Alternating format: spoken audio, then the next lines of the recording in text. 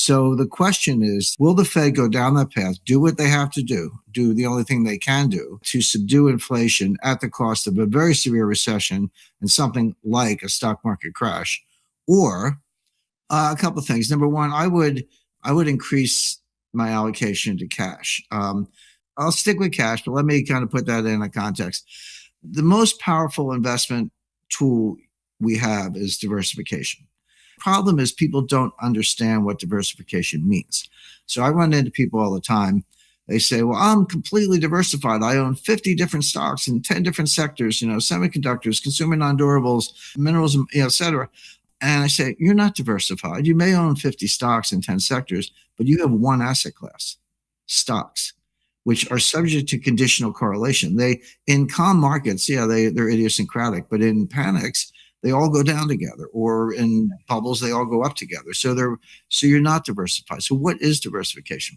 Diversification is having slices of asset classes that are minimally correlated. It's probably not zero, but as close to zero as you can get. So what would that be? You'd have a slice of gold, but I recommend 10%. I have some strong views on gold, and I've written a lot about it, but people are surprised to hear me say 10%. Like, oh, Jim, why isn't it 50% or 100% if you believe all this? Well, I do believe it. I wouldn't say it if I didn't, but you don't want to be 100% in anything. You don't want to be 50% in anything. 10% is fine. If I'm wrong, you won't get hurt. And if I'm right, you're going to make so much money that it'll actually kind of be the insurance on the rest of your portfolio.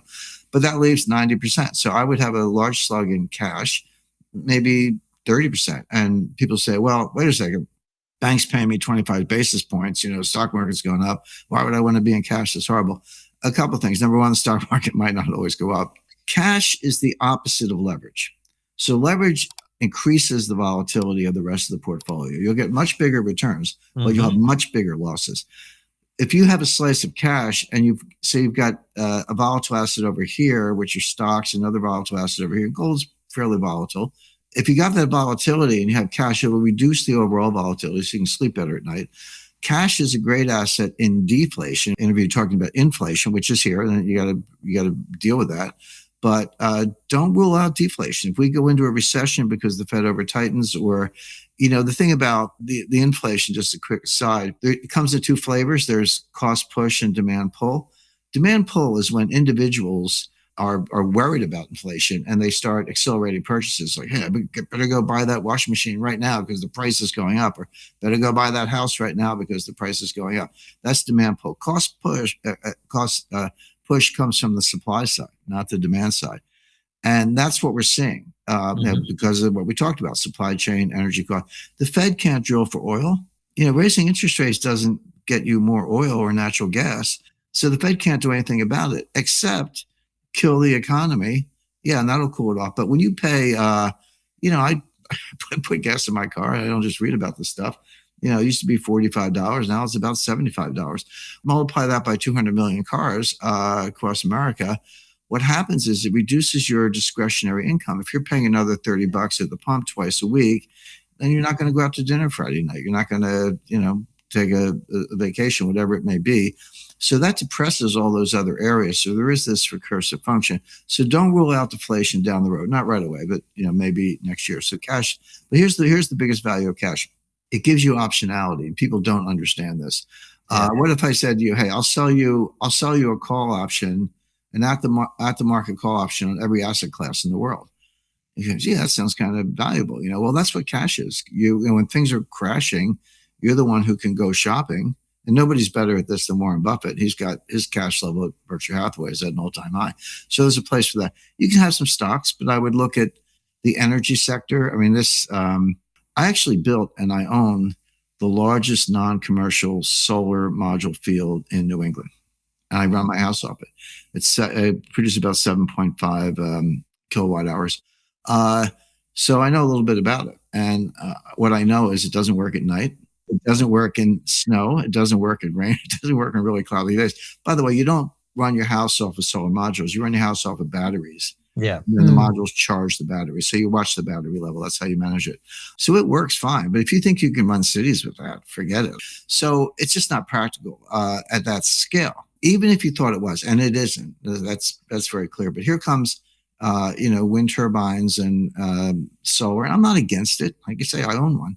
But but they're not scalable. They're intermittent, and they don't give you the base power, baseline power you need to run a modern power grid.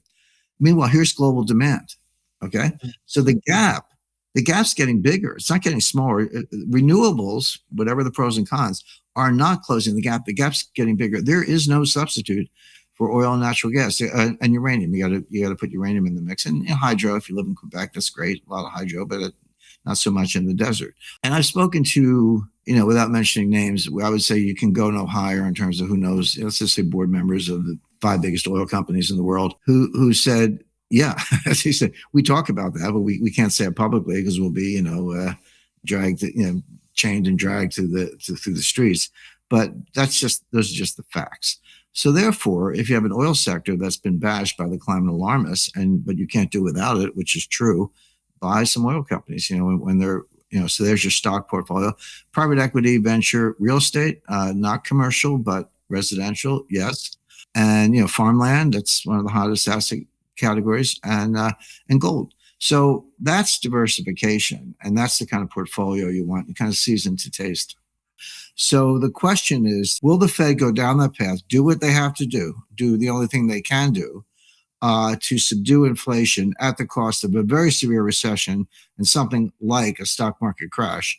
Or will they see that coming? They'll be the last to know. We'll all see it before they do, but they'll be the last to know. It's because they rely on flood models, and they're kind of in their own economic forecasting bubble, and they have very defective ways of thinking about the economy, and they're very much a creature of inertia. There are a whole lot of reasons why the Fed is not nimble. It's kind of quite the opposite. But they'll see it eventually, probably when it's too late. And will they balk at that point and stop rate hikes and maybe even reduce rates?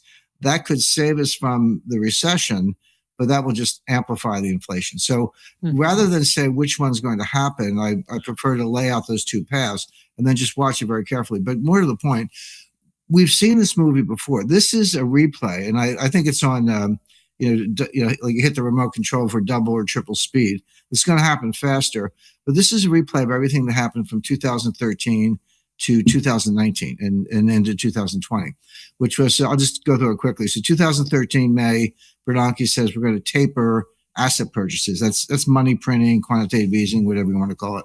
The market, tanks, bonds go down. Everyone's like, oh, it's over. Bernanke balked. But finally, in November 2013, they said, okay, the taper begins. They were still printing money, but at a slower rate, and that matters. That went on until late 2014. The taper was over. They stopped buying new assets. They said, okay, here come the interest rate hikes. Except they didn't come for another year. It wasn't until December 2015 that then Janet Yellen finally raised rates. And then another year for the second rate increase. So it was December 2016. So it was really, really slow. Took 2.5 years, but they got to 2 rate hikes. But then here comes Jay Powell. And then like clockwork, boom, boom, boom, 25 basis point hikes every meeting. And all the Fed was trying to do was to get back to normal. They were trying to get interest rates to maybe 2.25, 2.5, get the balance sheet down to, something like 2.5 trillion. They never specified it, but that would have been a reasonable level. So, okay, now interest rates are kind of normal, 2.5, balance sheet's down around 2.5 trillion. We're back to normal. We finally got through the global financial crisis of 2008. We undid all that stuff. Well, what happened? From October 1st, 2018 to December 24th, 2018, the stock market dropped 20%. That was the December 24th, 2018, we call it the Christmas Eve massacre. Stock market went down 3% in one day. But the Fed was tightening into the weakness, as they always do. And the last interest rate hike, it was December 16th or 17th, within a day or two, but mid-December 2018, they were still hiking and raising rates. And that was the last straw. And then the market just tanked. And then finally, Jay Powell got the message. First week of January 2019, he says, okay, that's it. We're going to be patient. Use the word patient. It's one of these code words. You have to get the code book out and see what it means. But patient means we won't raise rates again without giving you advance warning so you can get out of your carry trades or whatever. And then he went further, said, looks like we got to cut rates. And they did. And then by early 2020, here comes the pandemic. And then they took rates all the way back to zero. And then they started QE, I don't know, 6, 7, call it what you want. They took the balance sheet to $7.5 trillion after getting it down to $3.5 trillion. So look at that whole sequence from 2013 to early 2020, including the pandemic. What happened? They tapered the asset purchases. They raised rates. They sank the stock market. Then they said, okay, no more rate hikes. Then they cut rates, and then they started QE.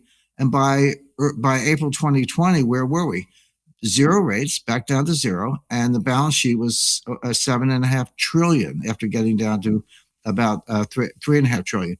So that was a big circle. They ended up back where they started from. But the point being, they failed to normalize. They failed to get rates where they wanted. They failed to get the balance sheet where they wanted. They did sink the stock market. Okay, now 2 years forward, here we are again. What are we doing? They just raised rates at the March meeting. They're going to raise them again in May. And that's the easiest forecast I've ever made. 50 basis points, May 4th. Boom. You can count on it.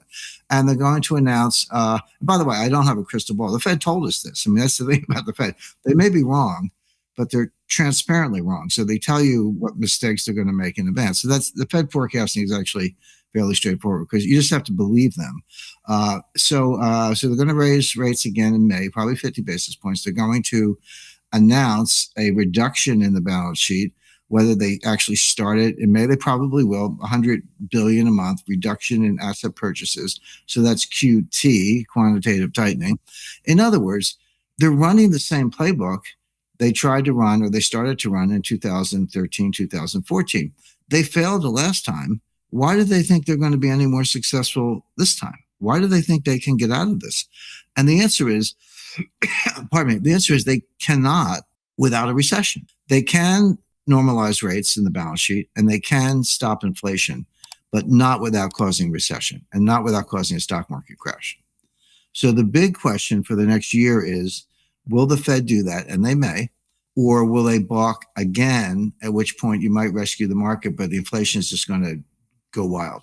That's the debate. But the thing is about framing it that way. You've got two paths, and we'll get signals along the way. We won't be the last to know. The Fed will, but we won't. You'll be able to see this coming.